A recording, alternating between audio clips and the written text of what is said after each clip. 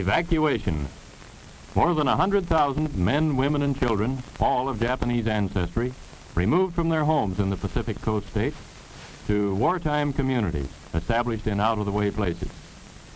Their evacuation did not imply individual disloyalty, but was ordered to reduce a military hazard at a time when danger of invasion was great. Two-thirds of the evacuees are American citizens by right of birth. The rest are their Japanese-born parents and grandparents. The people are not under suspicion. They are not prisoners.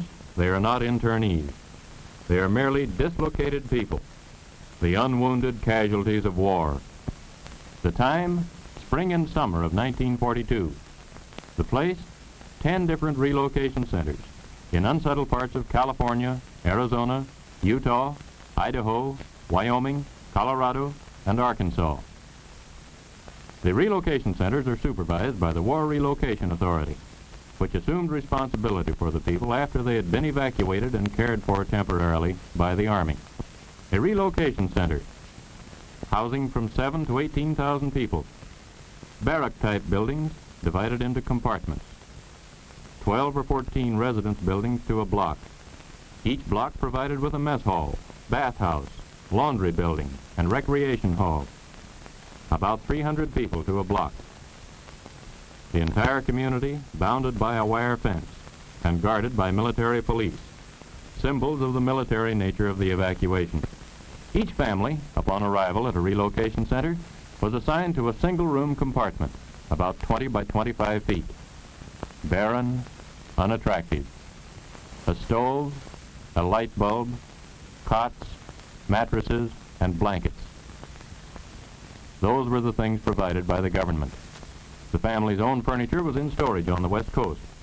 Scrap lumber, perhaps some wallboard, and a great deal of energy, curtains, pictures, drapes, depending on the family's own ingenuity and taste, helped to make the place livable. Some families built partitions to provide some privacy. Others took what they received and made the best of it.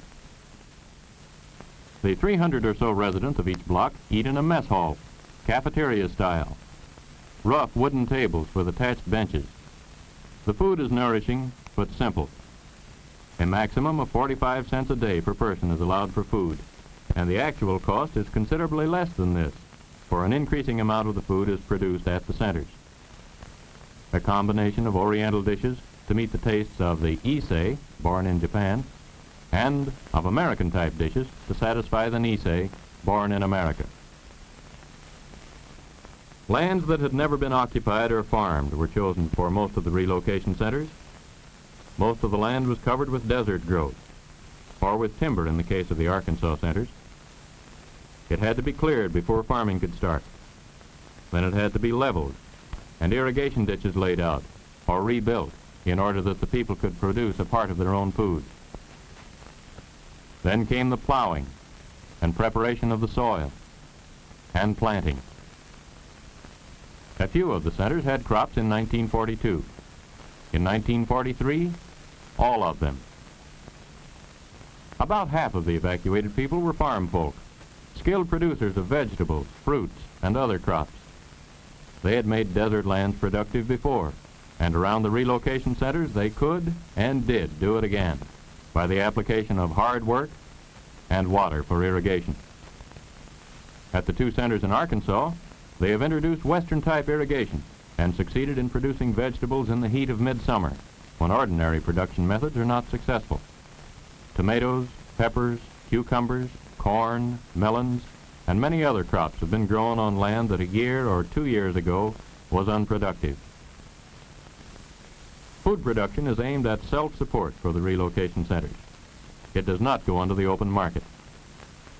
From the fields, it goes to the center warehouse. From there, it may go to the kitchens, or it may be shipped to other centers. The Arizona centers are most productive in winter. The others produce only in summer or fall, so vegetable crops are exchanged. Besides the workers engaged in farming, it takes many others to handle food, in the warehouses, in transportation, in the kitchens. To keep the rolling equipment, trucks, cars, and tractors in operation, it takes mechanics and machinists. Water mains have to be laid and repaired. Roads, sanitation systems, and buildings have to be maintained. At the Arkansas centers, the land is covered with trees, and the clearing process provides lumber for construction and firewood for heating. Those who work are paid. Wages by outside standards are low. $12 a month for beginners, $16 a month for most of the workers, and $19 for professional people such as doctors and others on skilled or difficult work. The workers also receive a small cash allowance for clothing. The money received as wages lets an evacuee buy the things he needs, which are not provided by the government. But most have had to draw on their savings to live as they would like to. In each center, a cooperative business association operates stores which handle clothing, toilet articles, and the merchandise which would be needed in any community. The co-ops also run barber shops, beauty parlors, shoe repair shops, and other services for the community. When the school bell rings, it's a signal for these students at Hart Mountain in Wyoming to change classes. The school curriculum meets the standard of the state where the center is located. Mathematics, American history, geography, the fundamentals of an American education. This is a class in mathematics. And a rhythm class of 5th grade pupils. In the modern school, many subjects are added to reading, writing, and arithmetic as part of the schoolwork. Some of the teachers are Caucasian. Some are evacuees, Americans of Japanese ancestry. The first graders in this class, taught by an evacuee teacher, are making colored drawings which will decorate the walls of their barrack building classroom. The same kind of beautifully clumsy drawings that can be found in almost any first grade room. In the high schools, vocational training gets plenty of attention. Scientific farming, studied in school and in the field. And older boys are learning trades. They use them first as part of the regular work of the relocation center, as welders, mechanics, machinists.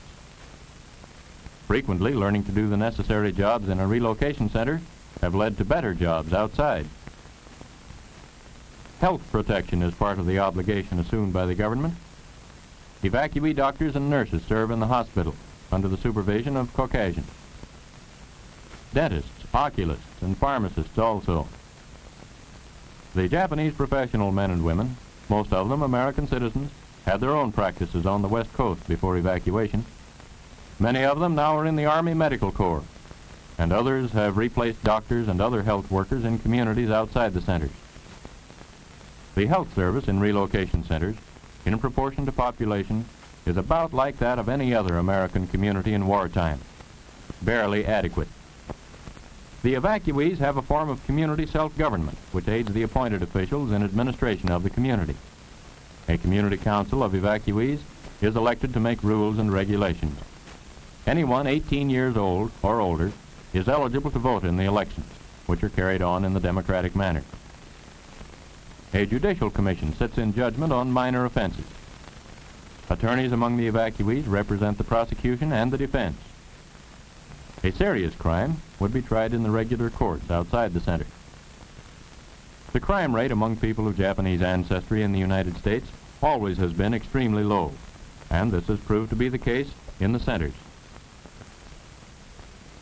After working hours, over weekends, a relocation center is the scene of baseball and softball games by the dozen. The teams are counted by the hundreds. The evacuees have provided practically all of their own equipment, for little government money has been spent for strictly recreational purposes. In the fall, touch football is in season, and more quiet forms of recreation. The relocation centers include many well-known artists. Amateur and professional artists and craftsmen have used their spare time in creating beauty in many different forms. Sunday church services. Advanced preparations include carrying the benches into the barrack building. Most of the alien Japanese are Buddhists, but almost half their American-born children belong to some Christian denomination: Catholic, Methodist, Presbyterian. Except for state Shinto, involving emperor worship, there is no restriction on religion in relocation centers. Boy Scouts, who usually provide the color guard for the American flag which floats over each center, are typical of the American organization which are prominent in each relocation center. There's a USO club to provide entertainment for the Japanese American soldiers who come to the center to visit their families or friends. Girl Scouts, Campfire Girls, Parent-Teacher Associations, the Red Cross.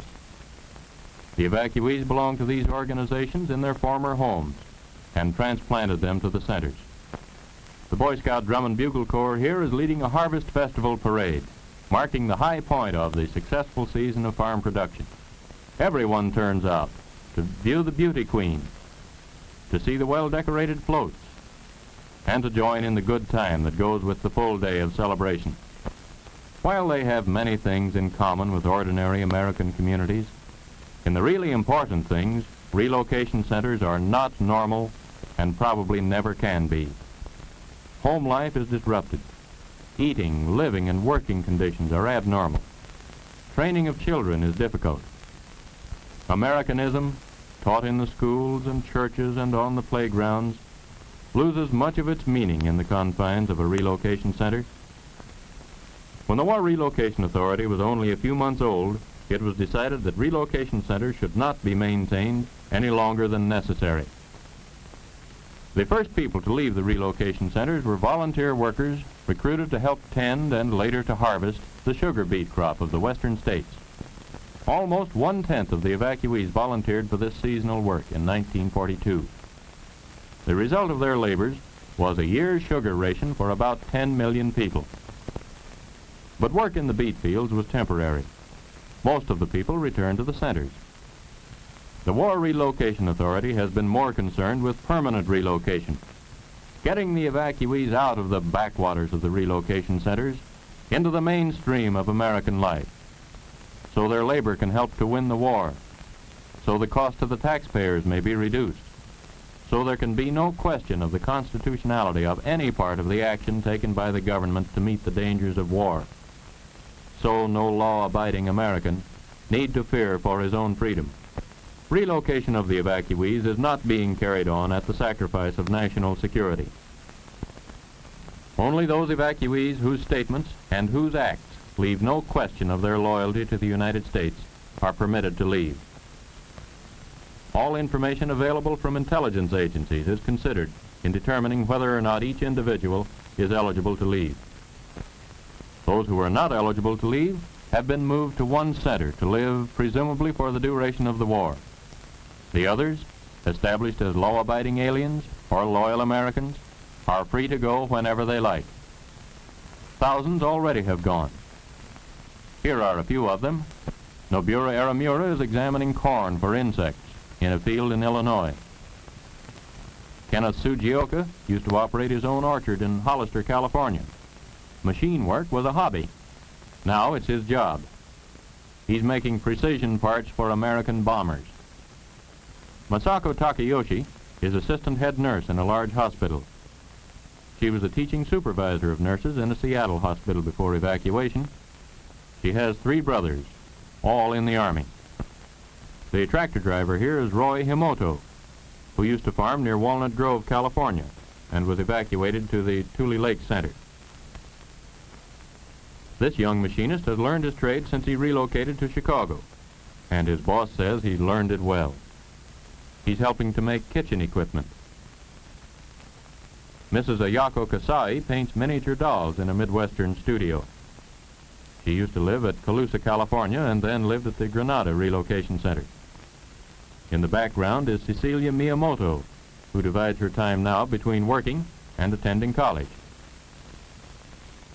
Kei Nakadoi feeds the chickens on an Illinois farm, and on the same farm is an Issei, Kamago Shimatsu. Shinobu Sakuma, Joe Chihara, and Yoshio Dogen cultivate potatoes on a farm in the Middle West. This is Ruth Nishi. Her father ran a fruit stand in Berkeley, California, and Ruth helped him. After living in the Poston Relocation Center, she moved to Chicago and has become a skillful turret lathe operator. These young men spraying potatoes are from the Minidoka Relocation Center. This boy liked the printing trade, but had no chance to learn it until after he had left the relocation center. He's helping to print some of the nation's supply of magazines. American eggs are shipped all over the world, to Americans in the armed forces and to our allies. Mary Higuchi breaks eggs which are to be dried. And in the same plant, John Iamuri feeds the drying machine. Jim Carisu used to be a clerk in Madera, California. Now he's a candy maker in Chicago. American flags, some of them for the armed forces, are turned out by Mrs. Yoshie Abe. She hopes that one of the flags she makes someday may be carried in triumph down the streets of Tokyo. The produce business in Watsonville, California, used to be home to these boys. Now they're in the produce business in Denver. Henry Ligoro used to be a farmer at Fresno, California. From the Jerome Relocation Center, he moved to the Middle West to make marshmallows. Threshing oats in the Middle West is a new experience to Tet Shiota, who used to grow vegetables near Venice, California. An artificial leg doesn't interfere with the way he handles a pitchfork. This young fellow, operating a bookbinding machine, is typical of the evacuees who are adjusting to new communities, getting along with their employers, fellow workers, and neighbors, and finding satisfaction in becoming self-supporting once more. The Americanism of the great majority of America's Japanese finds its highest expression in the thousands who are in the United States Army. Almost half of them are in a Japanese-American combat team, created by order of the Secretary of War early in 1943. Some of the volunteers came from Hawaii, some from the eastern part of the United States mainland, where there was no mass evacuation. Hundreds of them volunteered while they were in relocation centers. Volunteered to fight against the militarism and oppression of Japan and Germany. They know what they're fighting against, and they know what they're fighting for.